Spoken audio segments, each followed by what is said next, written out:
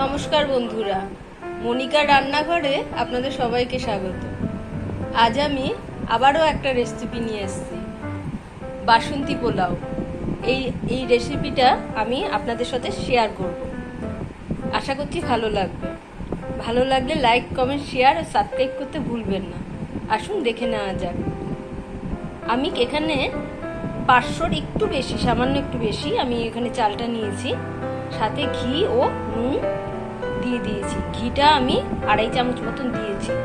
আর আমি এটা দিয়ে মেখে রাখবো মিনিমাম 1 ঘন্টা। এবার আমি বেশ কিছু মশলা নিয়ে নিয়েছি। এখানে 8-10 টুকরো এলাচ, গোটা এলাচ, বেশ কিছুটা দারচিনি, কিছুটা পরিমাণে লবঙ্গ, সাথে তেজপাতা,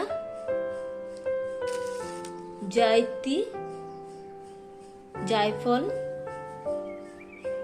2টো শুকনো লঙ্কা, কাজু কিছুটা পরিমাণে ও কিশমিশ। এলাচটা আমি কিছুটা থেতো করে নেব, আর জায়ফলটা আমি একটু গুঁড়ো করে নেব। কড়াইতে আমি কিছুটা পরিমাণে ঘি দিয়েছি। আমি ঘি দিয়ে কাজু আর কিশমিশটা একটু ভেজে নেব। এবার কড়াইতে আমি তেজপাতাগুলি দিয়ে দেব।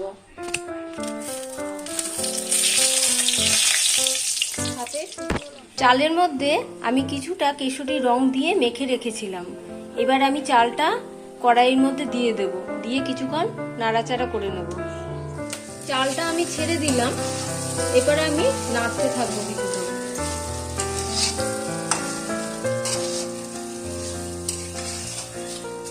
জায়ফলটা গুঁড়ো করে আর জয়িত্রীটাও গুঁড়ো করে আমি একসাথে দিয়ে দিলাম। দিয়ে আবারও কিছুক্ষণ নাড়তে থাকবো।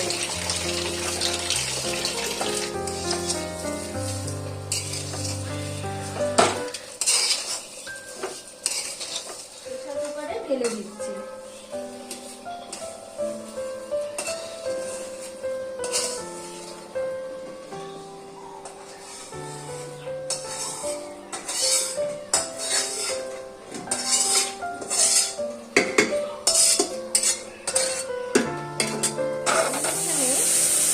আড়াই গ্লাস চাল নিয়েছিলাম,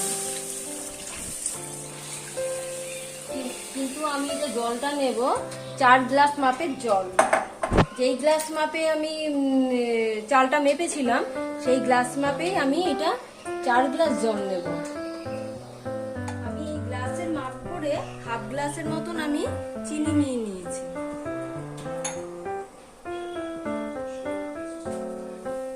এটা আমি দিয়ে দিলাম।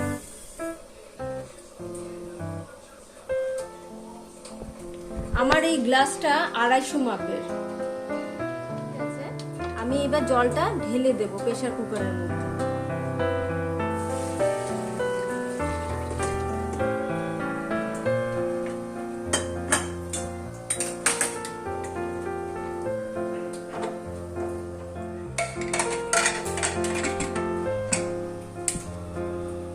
একটা সিটি পড়লে আমি এটা নামিয়ে দেব। তারপর আমি ঢাকা খুলে কাজু আর কিশমিশটা আমি ছড়িয়ে দেব। মিনিটের মধ্যে এই ঢাকাটা আমার খুলে গেছে। যদি কারুর কোনোভাবে প্রেসার কুকার ডিস্টার্ব করে তাহলে আপনারা 10 মিনিট টাইম দেখে বসাবেন, তাতেই হয়ে যাবে। তারপর বন্ধ করে দেবেন। আর তা আমারটা নিজের থেকে খুলে গেছে 10 মিনিটের মধ্যে। এবার আমি একটু নেড়ে এই কাজু আর কিশমিশ ভাজাটা আমি ছড়িয়ে দিলাম।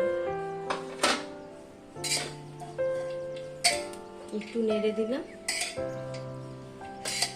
হয়ে গেল আমার শর্ট টাইমে বাসন্তী পোলাও। চালের বাসন্তী পোলাও আমার রেডি।